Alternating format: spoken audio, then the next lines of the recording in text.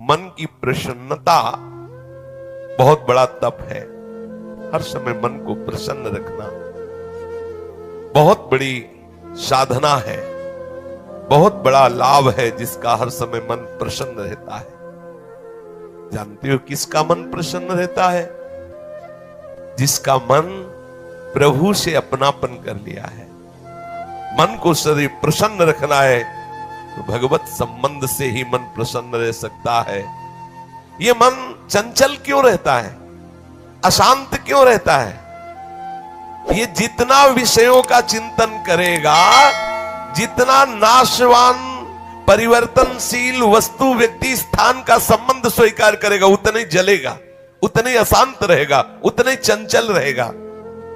त्यागात् शांति अनंतरम, जितना ऐसा वस्तु व्यक्ति स्थान का राग त्याग करेगा, उतना ही शांत हो जाएगा, उतना ही आनंदित हो जाएगा, उतना ही प्रसन्न हो जाएगा। मना प्रसादः, यदि आप मन को प्रसन्न करना चाहते हैं तो किसी भी व्यक्ति वस्तु स्थान का इसे संबंध न रख ले पावे, ये सावधानी रखना। और होता क्या है, बोले चलो मनोरंजन करते हैं। कहां? किसी व्यक्ति में, किसी वस्तु में, किसी स्थान में, किसी द्रव्य में। होता क्या है, मनोरंजन होता नहीं, एक नई जलन, एक नई चिंता, एक नई कामना, एक नई वासना, एक नया फसाव। चले थे आनंद लेने और फंस गए। हमारा मन प्रसाद, मन प्रसन्न कब होगा? बहुत ध्यान की बात है। भगवान कह रहे त्यागात् शांति अनंतरम, यदि आप शांति देना चाहते हो अपने मन को, आनंद देना चाहते हो, प्रसन्नता पाना चाहते हो, तो आप वस्तु व्यक्ति स्थान के संबंध से रहित कर दो अपने मन को। एकमात्र प्रभु के चरणारविंद में आप अपने मन को लगा दो। फिर आप देखें आपका मन सदैव प्रसन्न रहेगा, क्योंकि प्रभु अविनाशी है, वस्तु व्यक्ति स्थान परिवर्तनशील है। वो एक रस प्रसन्न रह ही नहीं सकता जिसका वस्तु व्यक्ति स्थान से संबंध है, नहीं रह सकता, क्योंकि वो एक रस नहीं है तो मन कैसे एक रस होगा? वो विनाशी है, परिवर्तनशील है, मूल में दुख है, केवल ऊपर से सुखद दिखाई दे रहा है। मन में अशांति, दुख, क्लेश, बंधन का कारण है किसी वस्तु व्यक्ति स्थान से अपनापन कर लेना। सूक्ष्मता से देख लीजिए, अभी हम यही फंसे हैं, चाहे हम ज्ञानी भगत हो, चाहे प्रेमी भगत हो, अभी केवल मन के भगत हैं। मन को अभी भक्ति के मार्ग में नहीं खड़ा कर पाए। किसी भी वस्तु व्यक्ति स्थान से राग न रह जाना, यह वैरागी का लक्षण है। समस्त वस्तु व्यक्ति स्थान में एकमात्र सच्चिदानंद आराध्य देव को देखना, यह अनुरागी का लक्षण है। हम देखें कि हम ना तो वैरागी है ना अनुरागी है, हम तो रागी है। हर वस्तु व्यक्ति स्थान से हम सुख भोगना चाहते हैं। देख लो, अगर ऐसा नहीं तो फिर मन जाएगा ही नहीं। जब तक सुख की लालसा नहीं तब तक मन जाने वाला नहीं। इसको जहां जहां सुख का मिलने का भाव है वहीं वहीं ये जाता है।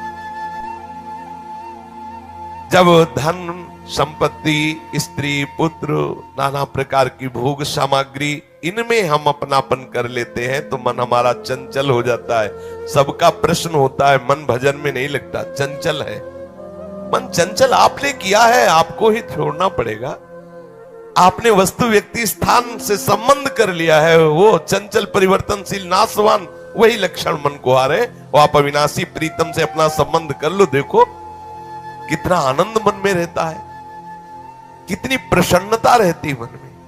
भगवत चरणारविंद का आश्रय लेने वाला हर समय प्रसन्न रहता है, ये पहचान है। भारी से भारी विपत्ति में भी उसका हृदय आनंदित रहता है, क्योंकि ये विपत्ति संपत्ति बाहरी बात है। वो जिस आनंद में मगन है वहां न विपत्ति का न संपत्ति का, दोनों का प्रवेश नहीं, न हर्ष न शोक का। इसलिए मना प्रसादा, साधक ध्यान दे संतुष्टा येन केनवा। हर परिस्थिति में मन को प्रसन्न करना सीखे, प्रसन्न रखना सीखे। परिस्थिति में प्रसन्न तभी रह सकते हैं जब भगवत चरणारविंद का आश्रय नहीं। कभी परिस्थितियां किसी को चैन नहीं लेने देती। कभी सहयोग, कभी वियोग, कभी हर्ष, कभी शोक, कभी अनुकूल, कभी प्रतिकूल, कभी मान, कभी अपमान। इसी द्वंद्व में हम पिसते रहते हैं। तो मन कहां प्रसन्नता का अनुभव कर पाता है। मन की प्रसन्नता के लिए सांसारिक वस्तु, व्यक्ति, परिस्थिति, देश काल, घटना आदि को लेकर के हम अपनापन, अहम करके उसे ना माने। जैसे ये व्यक्ति मेरा है, ये वस्तु मेरी है, ये स्थान मेरा है, ये अमुक अमुक मेरी। अब आपका मन प्रसन्न नहीं रहेगा, जलेगा, अशांत रहेगा।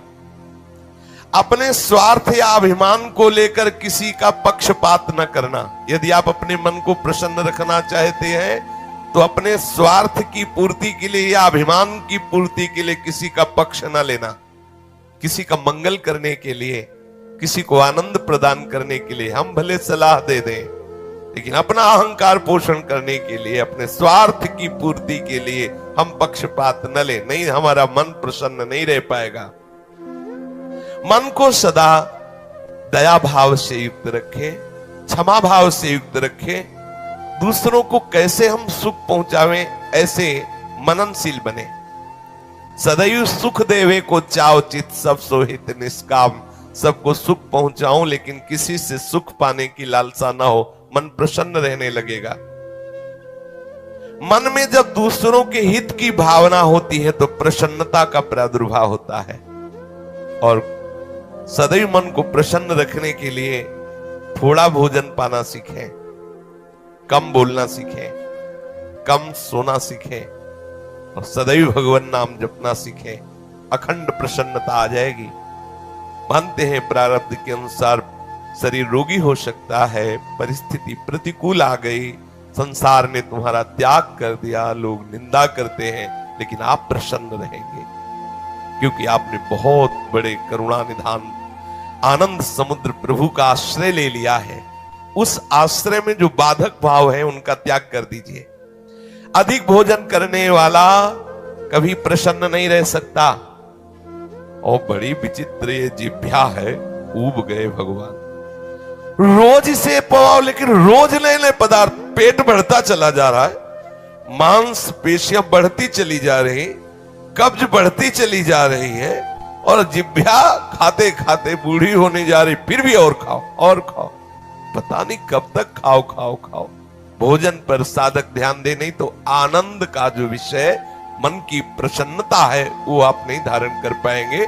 बोले हित परमित भोजी, थोड़ा सरल, स्वाद रहित, स्वास्थ्य वर्धक, सतोगुणी भोजन पाया जाए। स्वाद रहित भोजन बहुत आवश्यक है भजन मार्ग में, बहुत आवश्यक। ये अधिक मीठा, चटपटा, खट्टा, ये वो सब कामोत्तेजना पैदा करता है, कब्ज बनाता है, मन को चंचल करता है। कई तरह के भयानक ऐसे दोष जो हमारी साधना में हानिकारक है। पक्का समझ लीजिए, ये अनुभूत बात कहते हैं। भोजन जितना सरस होगा, भजन उतने चौपट होगा। पक्का समझ लो। ये भोजन बहुत घातक वस्तु है, बहुत घातक वस्तु है। साधक इस बात पर ध्यान दे, ये भोजन हमें मारे डाल रहा है। हमारा जीवन भगवत प्राप्ति के लिए है और ये आज पा लिया, वो पा लिया, ये गुलाब जामुन, ये लड्डू, ये वो, बस बुद्धि में विचलता, भगवत चिंतन रहित और नाना प्रकार की वासनात्मक खेल की कामनाएं, कल्पनाएं, ये भोजन के कारण। बहुत आवश्यक है भोजन सुधारना। भोजन नींव है परमार्थ की। जैसा खाओ अन्न वैसा बने मन। तो मनः प्रसाद कैसे प्राप्त होगे, क्योंकि आपका भोजन ठीक नहीं है। बहुत सावधान, बहुत सात्विक और नियमित परमित भोजन हमें मनः प्रसादा स्थिति में निश्चित प्रतिष्ठित कर देगा। दूसरा, नित्य में एकांत सेवी। उपासक को चाहिए कि कम लोगों से मिलने का स्वभाव बनाए। सत्संग सुना या गुरुजनों के पास बैठकर जो प्रश्न उत्तर हुए, बस चुपचाप एकांत वास करने का अभ्यास होना चाहिए। हर समय हम किसी से बात करते रहे, हर समय हम किसी से मिले रहे, हर समय कोई हमारे समीप रहे, तो हमारी अंतर्मुखता नहीं हो। भले वो हमसे बात न करे, लेकिन हमारी अंतर्मुख वृत्ति में वो बाधक हो जाएगा। इसलिए साधक को चाहिए कि वो एकांत सेवी बनने का स्वभाव बनाए, ज्यादा किसी से बात नहीं कर। वैसे बात करने का नियम तभी रखना चाहिए जब कोई आपसे प्रश्न करे और प्रश्न का उत्तर आवश्यक है देना, उत्तर देने से उसका मंगल होगा तो ही बात करें, नहीं ना करें। बहुत कम जीवन है हमारा, बहुत कम समय है। हम अगर व्यवहार प्रपंच की सत्ता को सत्य मान कर केवल यही हमारा कर्तव्य है, यही ऐसा व्यवहार का निर्वाह करना, तो हम भगवत साक्षात्कार कब करेंगे? कब हमारे हृदय में वो अखंड प्रसन्नता, कब हमारे हृदय में वो अखंड विकलता भगवत साक्षात्कार की होगी? और बोले वाणी से हितकर मृदु वचन बोले, एकांत सेवन करे और नींद भी एक नियमानुसार करे। स्वल्प निद्रा विहारा, स्वल्प सोने का समय बनाए। 24 घंटे में 5 घंटे बहुत है शयन करना, बहुत है, मतलब बहुत हो गया 5 घंटे। 6 घंटे तो उनको जो बहुत शारीरिक श्रम करते हैं, 7 घंटे मतलब खत्म, अब इसके आगे साधक शब्द नहीं लगेगा।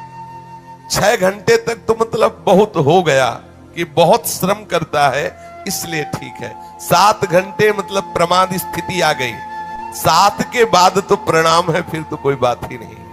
अब आप देख लो किस श्रेणी में आप हैं।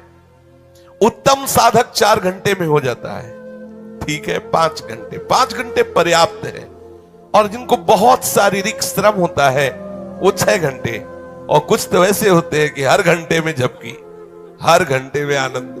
हाँ, समाधि भाव को, निद्रा समाधि स्थिति, व्यास भरोसे कुंवर के सोत पाओ प्रसाद। सत्संग हो रहा है, थोड़ी ढिलाई हुई, बस गए, समाधि में गए बिल्कुल।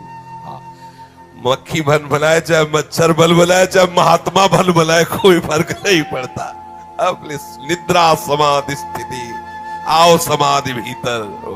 स्वामी हरदास जी कहते, मनी उतना डुलाओ, आओ समाधि। आ गए तो थोड़ा सावधान करे। स्वल्प निद्रा विहारा, और घूमने फिरने का भी एक नियम होना चाहिए।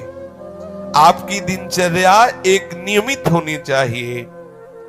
यदि आप नियम के अनुसार भोजन, नियम के अनुसार शयन, नियम के अनुसार घूमना और नियम के अनुसार बोलना चालना रखेंगे नियम से, तो आपका मन बहुत शीघ्र भगवत चरणारविंद में लग जाएगा। भगवत चिंतन से मन में प्रसन्नता आ जाती है। यदि